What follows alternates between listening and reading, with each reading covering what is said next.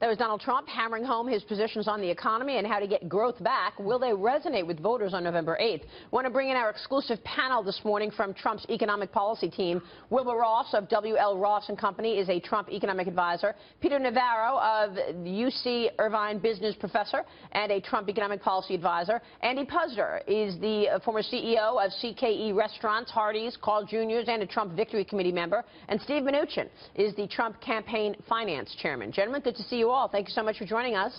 Great to be here. Let me kick it off with what Donald Trump just started with, and that was the TPP and the trade deals. Wilbur, you are an international business guy. Right. You have seen dealings with lots of countries, whether it's with steel, right, with commodities. Talk to us about Trump's plans for trade, because I think they scare some people. He wants to redo all the trade deals. They should not be scared, because Trump is not anti-trade. He's anti-dumb trade. And dumb trade is why we used to have a favorable balance of payments with Mexico of $4 to $5 billion a year. But do you know how much the cumulative trade deficit since NAFTA is with Mexico? $1 trillion. $1 trillion.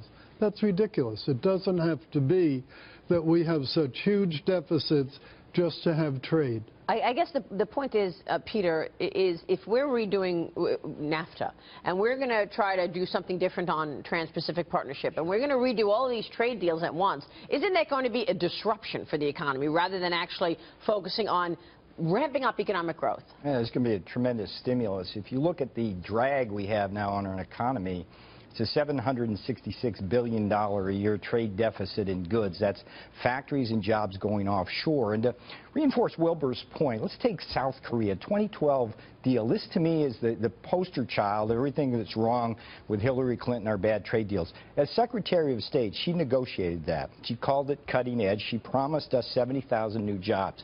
What do we have 4 years later? We've lost 95,000 jobs. We've doubled our trade deficit with South Korea. And you know who's been hit hardest? It's been the auto and auto parts industry, which has the highest multiplier in terms of jobs. It's places like Ohio, Wisconsin, Indiana. And this is what the problem is. North Carolina, so you're talking to Pat McGrory earlier, it's like North Carolina has been hit since 1993 and NAFTA with all of these bad trade deals. So the idea is Donald Trump's a smart negotiator. The art of the trade deal is to go in and have good deals for the American people, use our position as the biggest market in the world, the most powerful economy, and do what's right for the American worker and American manufacturer. If that's going to include tariffs on goods coming in. Tariffs are only look, tariffs are only, that is not the end game. They are only a negotiating tool to bring each country to the table to give a good deal for the American people. Hillary Clinton, look, South Korea, 100,000 jobs gone because she didn't negotiate a good deal. We got to stop doing that. Right, and not all of it should be tariffs. A lot could be just increasing our exports to those countries. China, for example, buys a lot of soybeans from us, but they also buy them from other people. If in turn they would just buy more from us, it would help. Same with natural gas, same with a lot of industrial equipment. One of the issues is communicating these stories, but does he have the ground game and the money to actually explain the way you both have in terms of what these policies will mean for people's lives? Stephen Mnuchin, that's your area. What can you tell us in terms of Trump's ground game and what you're seeing out there from individuals, from businesses? You can't find many CEOs that have given Trump money, right?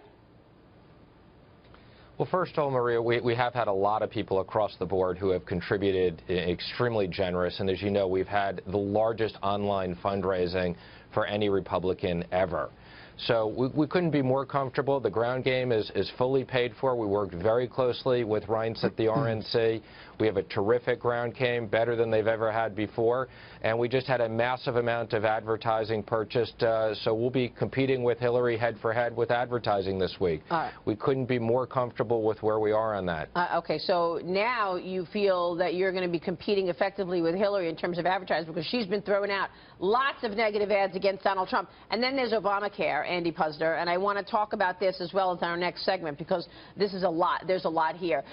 pick a state. Arizona is going to see premiums up 116%. Right. We just got this news a week and a half ago. Has that impacted Trump's chances? Oh, I think it's real positive. People are really angry about this. And if you're one of the millions of people in states like North Carolina, Pennsylvania, Arizona, as you mentioned, that have got these huge policy increases, and you were considering voting for Hillary Clinton, I mean, what the hell are you thinking about? I mean, she's just going to make this worse. So Trump's got a plan, increase competition, increase incentives so that people want to buy insurance, not that they're mandatorily required to buy it, a system that will really lower cost, increase quality, and get everybody covered. That's the kind of system we need. It's not the kind of system Hillary Clinton wants. As a businessman yourself, having seen firsthand the impact of regulation and whether the pendulum goes too far, what has been the impact of Obamacare in terms of small business and mid-sized business as well? Well, it's interesting, yes. This last year with a 7% increase in Obamacare premiums in the restaurant industry, a report by Civic Science came out that said 47% of people who've had their health care premiums increased are going to restaurants less and are 30% more likely to significantly reduce restaurant visits than people whose health care premiums didn't go up. We're kind of the canary in the coal mine in that respect, because that was the impact of a 7% premium increase. Next year it's 25%. Right. So it could have a real impact on the entire economy. This Obamacare is a disaster. It needs to be repealed and replaced. I want to talk about the other parts of Trump's economic plan. We've talked trade. Next, let's get into tax cuts. Let's get into rolling back regulation and tapping into energy. That's his plan. More with our exclusive panel on Trump economics next.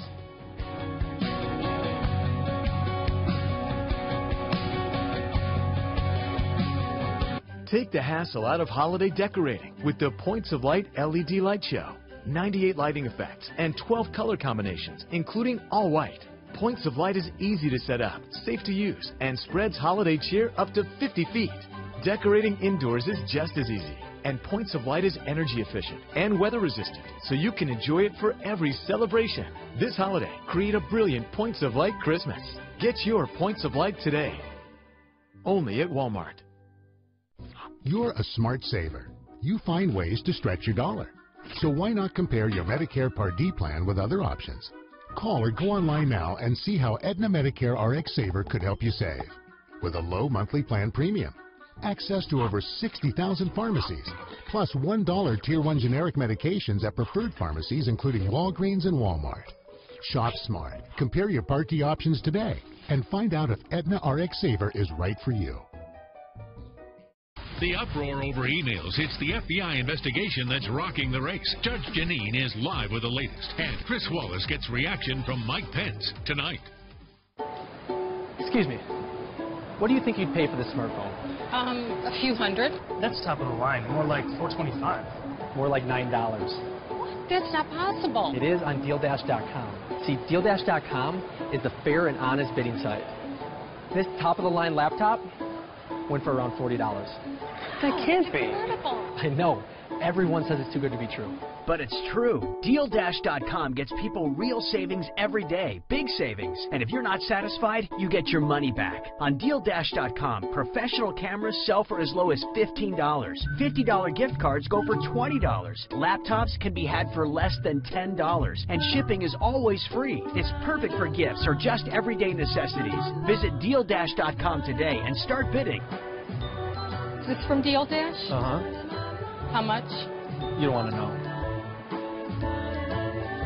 DealDash.com. See how much you can save. In today's dynamic world, facts matter more than ever. The Economist brings you the facts that count on subjects from politics and business to science, technology, and the environment. Sifting through the noise for the signals that need to be heard. Focusing on the essential data that tells the real story.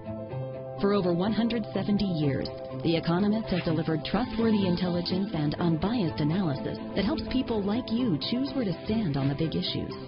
Subscribe to The Economist and enjoy our weekly print edition, economist.com, and all of our apps, including Espresso. Experience The Economist for just $1 a week for 12 weeks with your exclusive 12 for 12 trial. Discover why The Economist is read by millions of Americans just like you.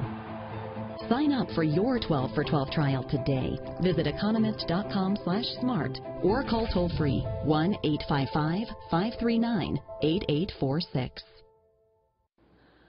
We're back with members of Donald Trump's economic policy team, Wilbur Ross, Peter Navarro, Andy Puzder, and Steve Mnuchin with me this morning. Let's go through the plan. Number one, cut taxes. Most important there is a corporate tax rate of 15%, which he thinks is going to enable and push businesses to hire more workers and invest. Number two, rolling back regulations, in particular Obamacare. Number three, tapping into energy. And number four, redo trade deals that have not worked for America. Taxes. It's going to be expensive, Wilbur Ross, cutting taxes that much. No? It'll be not as expensive as anybody models because they're failing to take into account the tax revenues that will be generated by ending the trade deficit.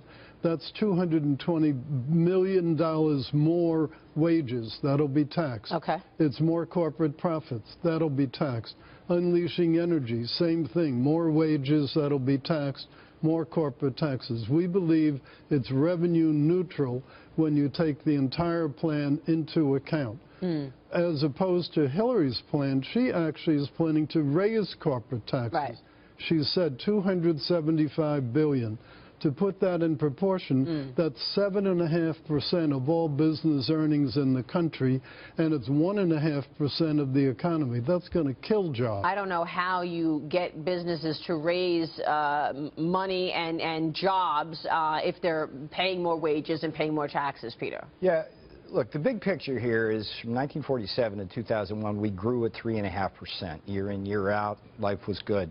Since then, we've grown less than 2%. What's the problem? It's taxes are too high. Regulation's too high. It's a true $1 trillion tax on our economy from overregulation. Hillary's shutting down our oil, natural gas, and coal industries and all these bad trade deals, which we've already discussed. What we need to do is go from this new dismal, what they call the new normal, get to 3.5% or 4% with Donald Trump's plan. Yeah. That generates an enormous amount of tax revenues so we can pay for everything we need, plus create 25 million jobs. That's the vision. If you take something like corporate tax and you cut that, we produce in Michigan rather than Mexico. Yeah. Simple as that. 25 million jobs seems like a big number, Andy. Over 10 years.